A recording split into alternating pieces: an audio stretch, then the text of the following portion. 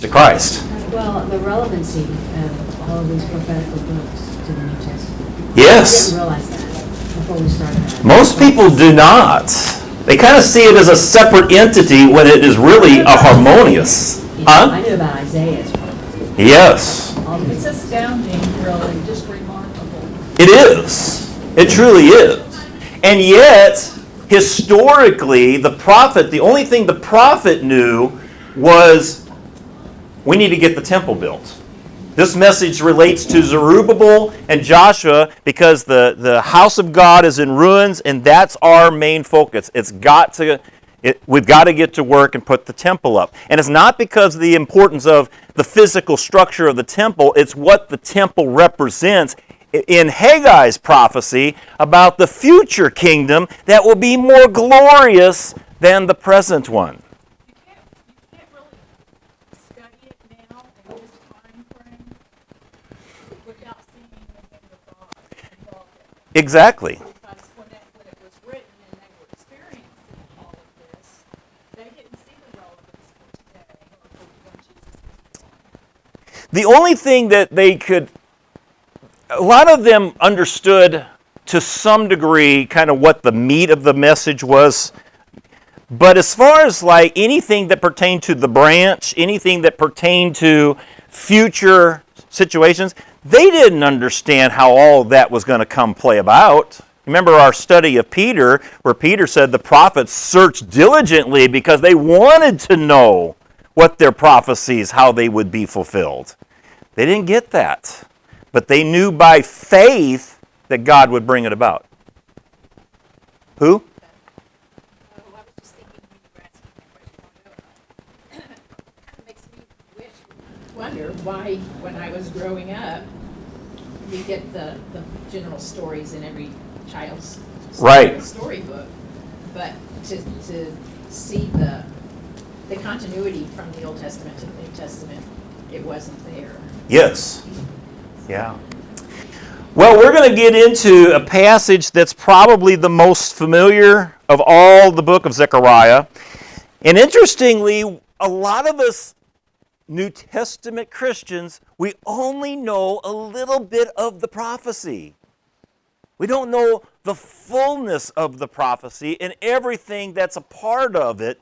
And we're going to see that as we look at Zechariah chapter 9. We're going to be covering 9, 10, and 11 here today. So let's turn over there. We're going to begin in verse 1, and we're going to look at verses 1 through 8. It says, "The oracle of the word of the Lord is against the land of Hadrach, and Damascus is its resting place. For the Lord has an eye on mankind, and on all the tribes of Israel, and on Hamath also, which borders on it, Tyre and Sidon, though they are very wise. Tyre has built herself a rampart and heaped up silver like dust and fine gold like the mud of the streets. But behold, the Lord will strip her of her possessions and strike down her power on the sea, and she shall be devoured by fire. Ashkelon shall see it and be afraid. Gaza too. They shall writhe in anguish. Ekron also, because its hopes are confounded. The king shall perish from Gaza. Ashkelon shall be uninhabited. A mixed people shall dwell in Ashdod, and I will cut off the pride of Philistia. I will take away its blood from its mouth, and its abominations from between its teeth. It too shall be a remnant for our God. It shall be like a clan in Judah, and Ekron shall be like the Jebusites. Then I will encamp in my house as a guard, so that none shall march to and fro. No oppressor shall again march over them, for now I see with my own eyes." All right, so when we look at verse 1, what part of verse 1 really relates to one of the early visions, particularly the visions that pertain to Joshua and Zerubbabel? There's something here that echoes one of those visions. What is it? Can you find it?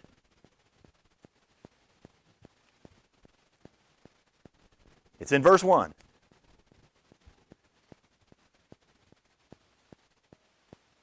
Where's the Lord's eye? So you remember the stone that had 7 eyes? And you remember the eyes that were talked about to Zerubbabel where it says God watches all the earth? His eye is constantly watching his people. He's not just watching his people, but he's watching how others treat his people. Okay? So you're going to see echoes of his visions through some of these later chapters.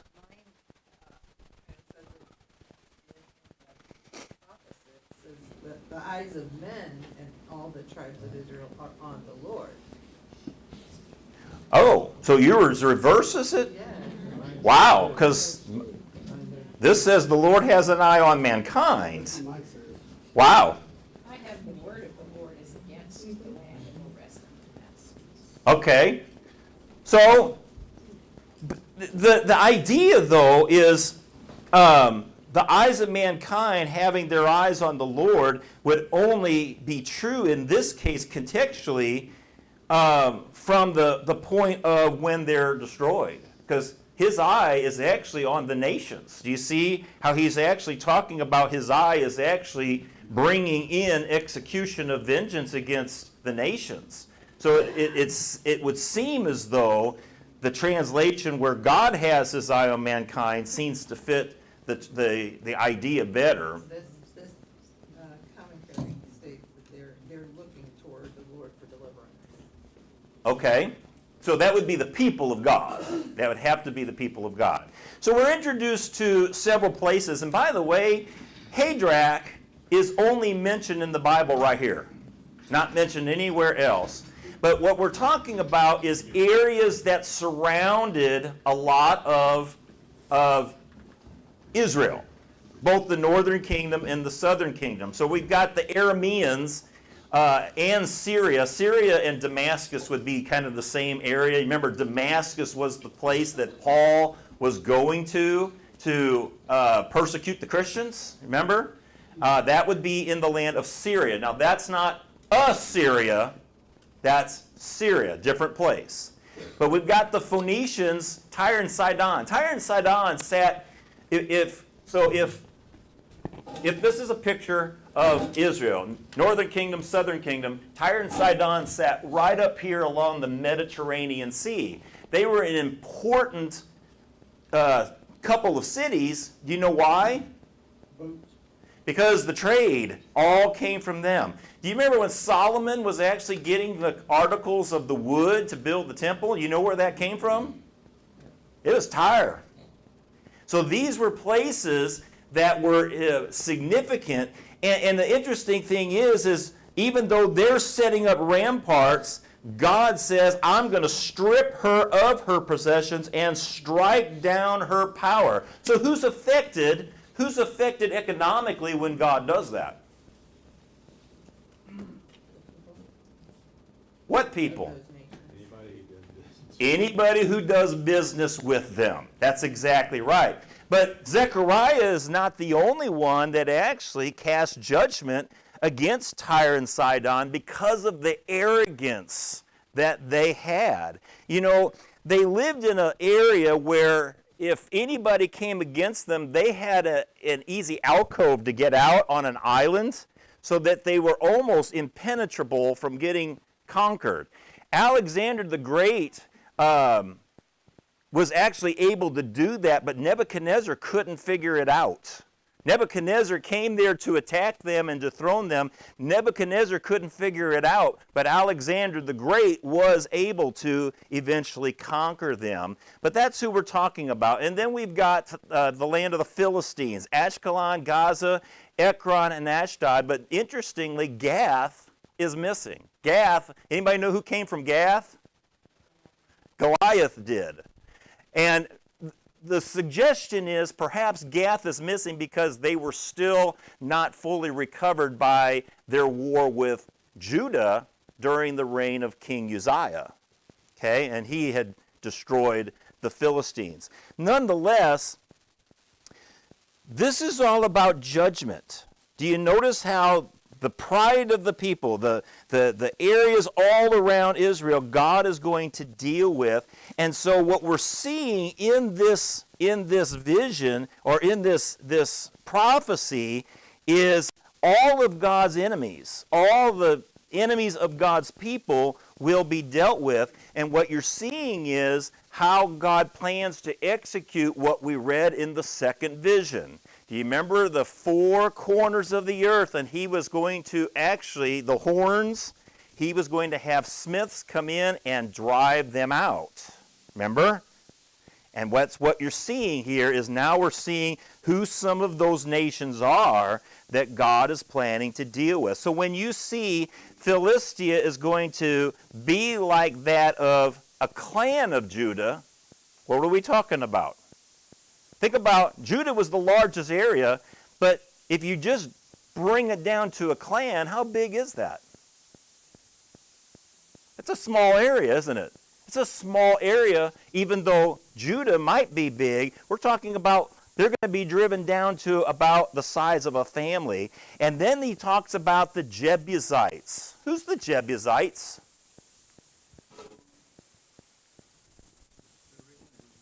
You bet. That was actually the people that lived in Jerusalem when they were conquered.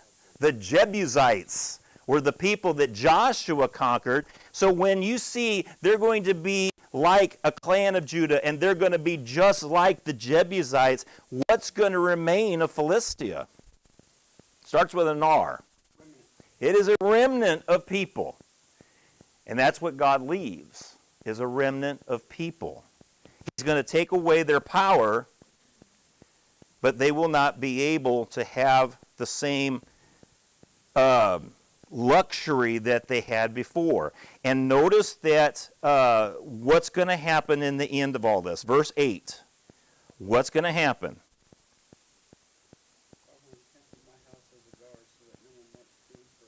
Okay, so the temple, he's going to inhabit his house, and what is his presence going to do for the nation of Israel? He is going to be their protector. He is going to be their God. And likewise, they will be his people. Isn't that the heart of God?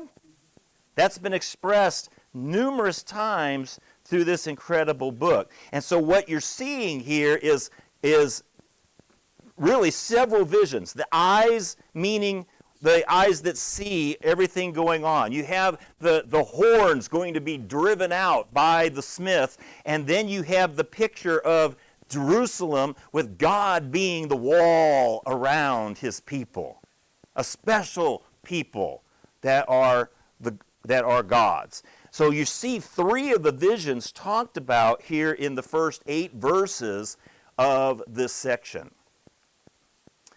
So, now we get to, when will all this happen? How will all this happen? And it may not be necessarily like you think. Now, understand that between the time of Zechariah and the time of Christ, we still have a period of maybe 450 years at least, maybe 500, about 500 years we'll say, okay?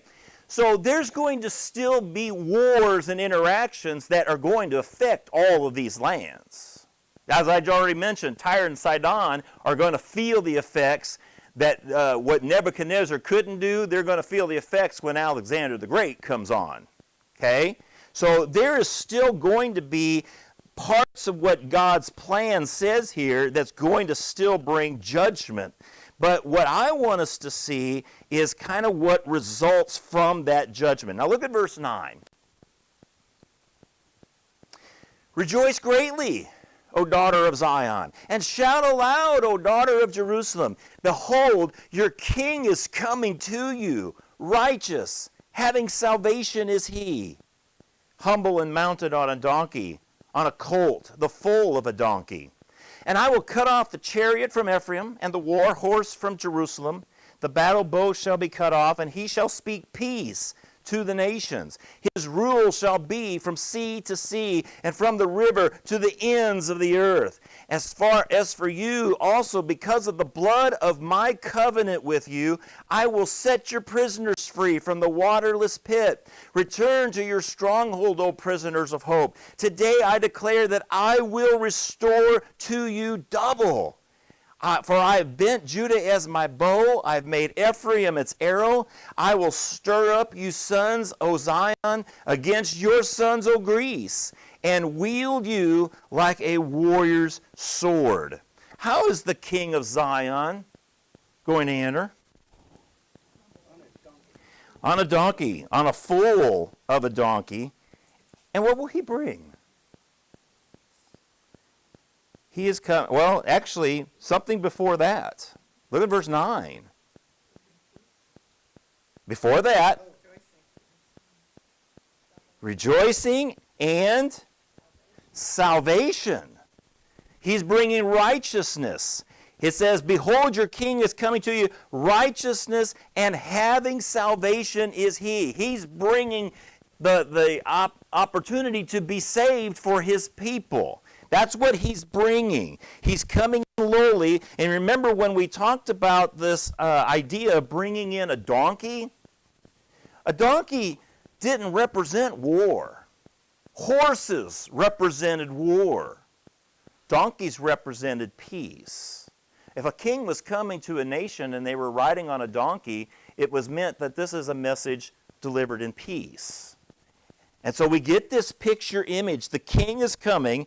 He's riding on the foal of the donkey. Now, how is this going to be fulfilled? And how?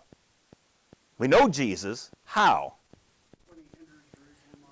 When he enters Jerusalem on the donkey. So do you think just on a whim, Jesus decided, I need to send these two guys up to get that donkey because it's about that time for me to get into Jerusalem? Or was it a plan? Was it purposed? Jesus knew, right? He knew everything that he was there to do. But Matthew tells us he did that in fulfillment of this passage. But what Matthew does not tell us is the rest of the prophecy. He only tells us that he came into the area, and remember the people were shouting and putting palm trees on the horse and on the donkey and on the ground, and he sat on them and he went in. That's all we know, but there is so much more to this prophecy that so many of us don't know. First of all, look at what else he brings. He brings salvation. That's what he's coming in for. But what else is he bringing? That's your answer in verse 10. He is bringing peace to whom? To the nations. So when he says, I'm going to cut off the chariot from Ephraim and I'm going to cut off the war horse from Jerusalem, what's he talking about? No more war. My people will not be at war with the nations. They will be speaking to each other in peace. How vast will the rule be? His rule. So we're talking about he is going to be the ruler over all, right? He has no end to what he will rule. Man, I tell you, I wish Matthew would have added those things because this is such an important part of what Jesus came to do. He's ruling, guys. He's on the throne. You know, when Peter spoke to the people on the day of Pentecost, it says that he was not left in the grave to rot because David prophesied he would not see decay. David was a prophet. And then he says, this Christ whom you crucified, God has raised from the dead, and he has taken his place on the seat of David's throne. Who's going to knock him off that throne? 2,000 years, nations as big as they've gotten have never been able to remove Jesus from the reign that he has. Because he doesn't have a physical kingdom, which we've talked about. So, he says that he's coming in to bring peace. His rule will be from one sea all the way to the depths of the earth. And what else is he going to do? Look at verse 12.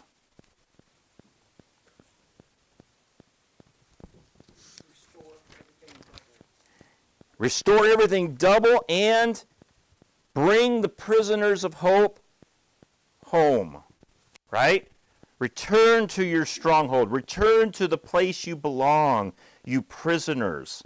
Prisoners really of sin. Prisoners here physically who were still far off and needed to come back home. And it says, I will stir up your sons, O Zion, against your sons, O Greece. Well, we know two instances where that kind of took place, and we read about that in the book of Daniel when Antiochus Epiphanes actually came in and destroyed, he desecrated the temple, was what he did. You remember? When he put the sow on the temple and there was combat with the people of the Maccabees, and the Maccabees ended up winning that battle. But there's another one, we're told in Josephus, of another way this might have actually taken place, and that is when Alexander the Great came to Judah seeking to destroy it. They showed him the prophecies of Daniel, and he was so impressed that the prophecy spoke of him, he walked away without doing anything to Judah. That's pretty powerful. So there was peace in that moment. So God will protect us from our enemies. And remember, they can kill the body, but what can they not touch? You cannot touch the soul. Now, for those that want it, here are all of your fulfillments of everything in these pages. This is actually all the way through the end of the book, from where we're at all the way to the end of the book. And it starts with the triumphal entry, but there are so many other prophecies that we're going to get into that are specifically related to events in the New Testament. Okay? So that's what we have. So we already talked about there's peace, there's rule, and Ephraim, I will bend Judah as my bow, and I will make Ephraim its arrow. You remember how the bow, is usually an instrument to be used for war, right? But that's not what they're doing here. Okay? They're not being instruments of war. Instead, what they're doing is they are being instruments of his peace. That's why it said, they speak peace. He shall speak peace to the nations, and I will remove the warfare, the chariots, the war horses. Have you ever considered, there's a great hymn that we never sing here called Make Me an Instrument of Your Peace. That's the name of it's an old song, I think. Have you ever considered that we, the church, are meant to be God's instruments of peace today? You don't think that with all the chaos going on in all around us, we have wars fought in countries. We've got fear of war here because, honestly, we're ticking off every nation that we can think of that we can tick off. But we've got battles going on racially. We've got battles going on politically. We've got battles going on in so many ways. And if people don't see that this is a place where we are harmonious and peaceful, why would somebody want to leave their chaos to go to someplace else of chaos? We're to be different, guys, aren't we? We're to be God's instruments of peace. Why? Well, because that's what Christ came to bring, is peace on earth. And I know that Jesus said, he did come to bring peace, but he actually said in another place, I didn't come to bring peace. I came to bring a sword. Because members of your own family are going to actually be at war with you. You remember that? Is that because we aren't peaceful? No, it's because people naturally are going to be offended by the gospel. And tell me an age when people were not. You know, the very first place we read of some being hostile to the gospel? You know the very first place? Sin is crouching at your door, you must overcome it. That's the first hostility of the gospel. And ever since then, it has been consistent. There's never a place in Scripture where there has been total peace. But we are supposed to be a people of peace. All right, let's look at verses 14 to 17. The Lord will appear over them. His arrow will go forth like lightning. The Lord will sound the trumpet. Will march forth in the whirlwinds of the south. The Lord of hosts will protect them. They shall devour and tread down the slingstones, and they shall drink and roar as if drunk with wine, and be full like a bowl, drenched like the corners of the altar. And on that day the Lord their God will save them as the flock of his people. For like the jewels of a crown they shall shine on his land. For how great is his goodness, and how great his beauty! Grain shall make the young men flourish, and new wine the young women. All right, keep in mind the New Testament picture here. How will verses 14 and 15 be fulfilled? How will those be fulfilled?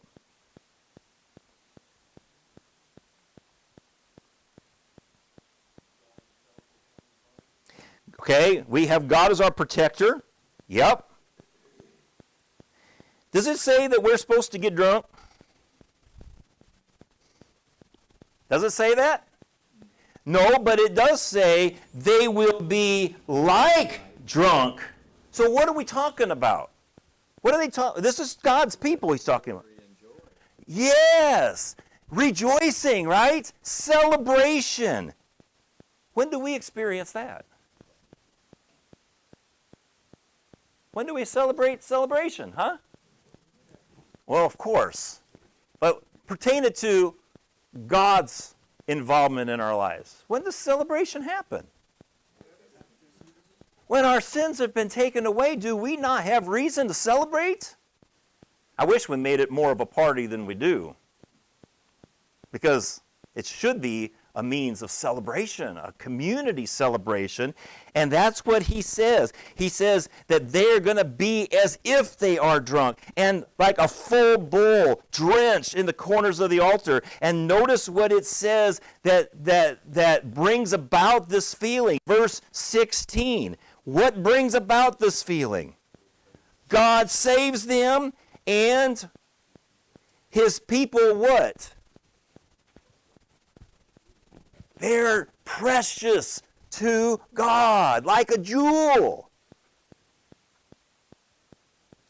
Did you know that? We are precious in the sight of God.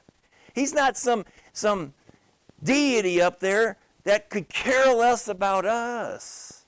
We are very dear to him. Isn't that awesome? My goodness, if that doesn't give you goosebumps and make you smile, I don't know what else can. You know, the greatest thing sinful ears can hear is the words, "You are forgiven, you are my people, and you are precious to me. I've wanted you with me since the day you conceived. I've wanted you." That's our God. And they will be like a flock of his people. They will be like the jewels of a crown. And we shall see what? Verse 17. No? How good our God is. Our God is an awesome God. Amen? Our God is an awesome God. He is good. His beauty is great. And we get to relish in that goodness. That's an awesome message, isn't it? And it all pertains to this message that starts with the King of Glory shall come in, riding on a peaceful donkey. Isn't that an awesome passage? This is an incredible passage. I love the passage that says his arrow will go forth like lightning. Uh-huh. And I think about that being Jesus Christ. Yeah. You know, how he just turned everything upside down. He did. And he's still doing that. And he's still doing that. All right, let's move into chapter 10. Ask rain from the Lord in the season of the spring rain, for the Lord who makes the storm clouds, and he will give them showers of rain to everyone the vegetation in the field. For the household gods utter nonsense, and the diviners see lies. They tell false dreams and give empty consolation. Therefore the people wander like sheep. They are afflicted for lack of a shepherd. My anger is hot against the shepherds, and I will punish the leaders. For the Lord of hosts cares for his flock, the house of Judah, and will make them like his majestic steed in battle. From him shall come the cornerstone, from him the tent peg, from him the battle bow, from him every ruler, all of them together. They shall be like mighty men in battle, trampling the foe in the mud of the streets. They shall fight because the Lord is with them, and they shall put to shame the riders on horses. And I will strengthen the house of Judah. I will save the house of Joseph. I will bring them back because I have compassion on them. They shall be as though I had not rejected them, for I am the Lord their God, and I will answer them. Then Ephraim shall be like the mighty warrior, and their hearts shall be glad as with wine. Their children shall see it and be glad, and their hearts shall rejoice in the Lord. Why does God tell them to ask for rain? Doesn't he know when they need it? Why does he tell them to ask him for rain? Okay, I think there's something more than that, just that. And I think verse 2 might be your key. Because other people were... Not other people. They were...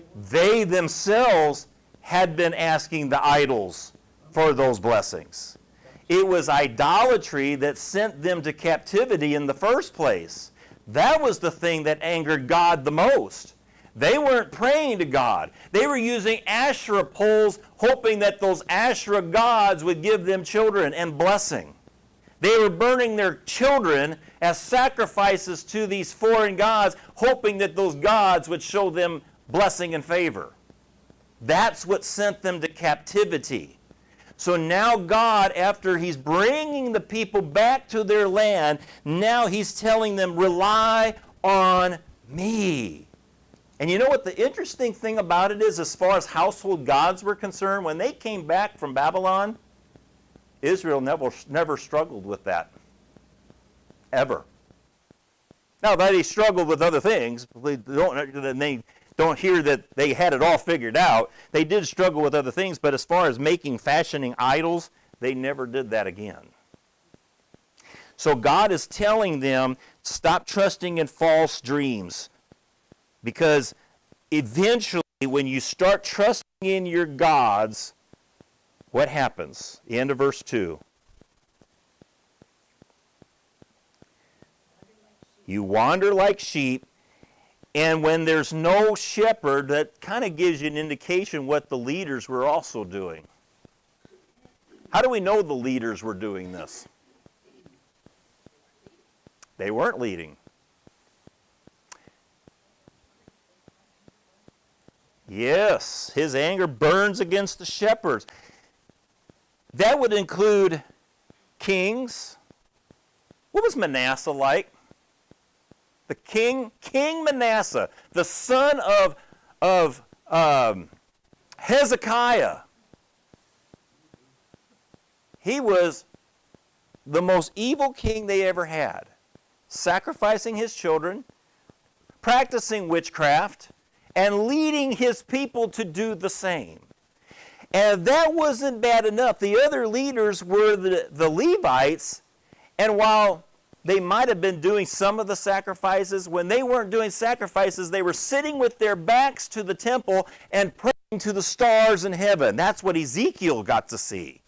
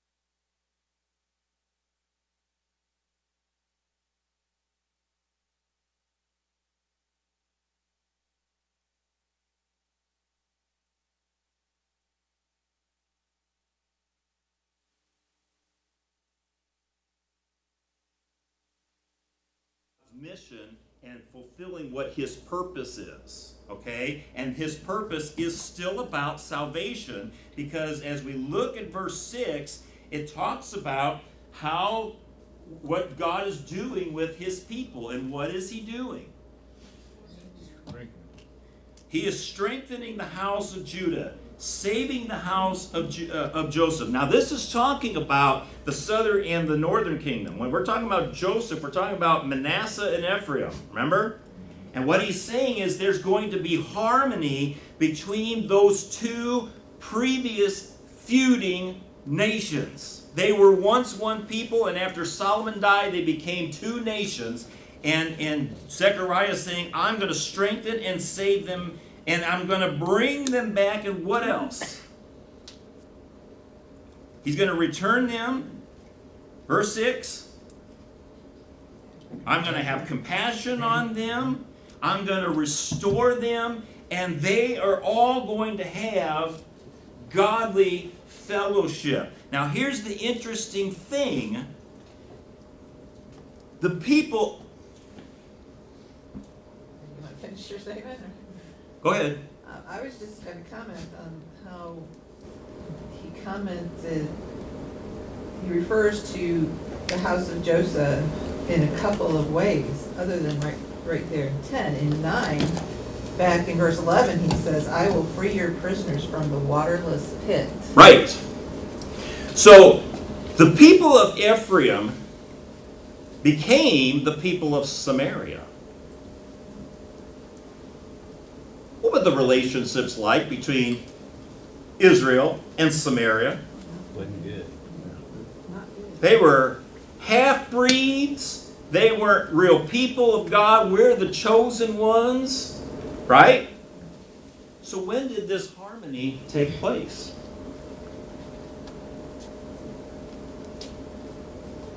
When the gospel was brought to Samaria by Philip, and they received the gospel. That's what broke down the feuding. That's what brings them together. So they will be one people. Okay, we're running short of time, so let me just quickly finish here with the rest of chapter 10. It says that the remnant has returned. Verse 10, he says, I'm going to gather them from Egypt. I'm going to gather them from Assyria. I'm going to gather them from where they all are. He's going to pass through the sea of troubles and strike down the waves. He's talking about taking away any kind of oppression. Even the pride of Assyria, the scepter of Egypt shall depart, and I will make them strong in the Lord, and they shall do what? Walk in his name. Walk in his name. Walk in his ways. And you think about, there's another part of this that kind of echoes what Jesus said, that there are still sheep that are not yet in the pen, and I have to go after them. Remember when he said, I am the great shepherd? You're seeing some of that here, that some of them have not yet been brought into the fold. Here in verses...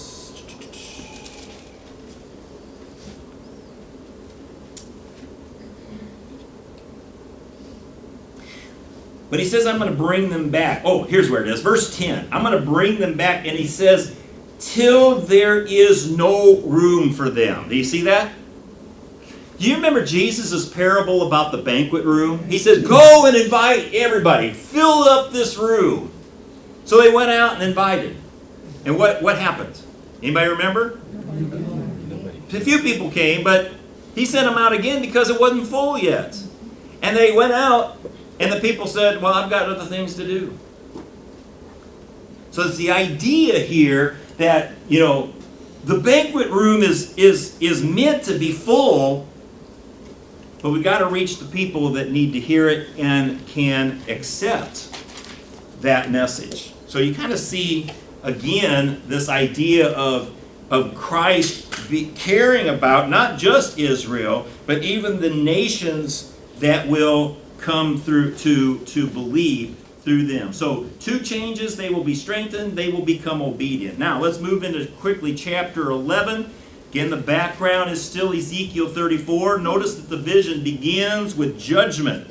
We've got fire. Open the door so fire may devour you. Cedars have fallen. Wail, oaks of Bashan, for the thick forest has fallen. Sound of wailing of the shepherds, for their glory is ruined. What we're talking about is what?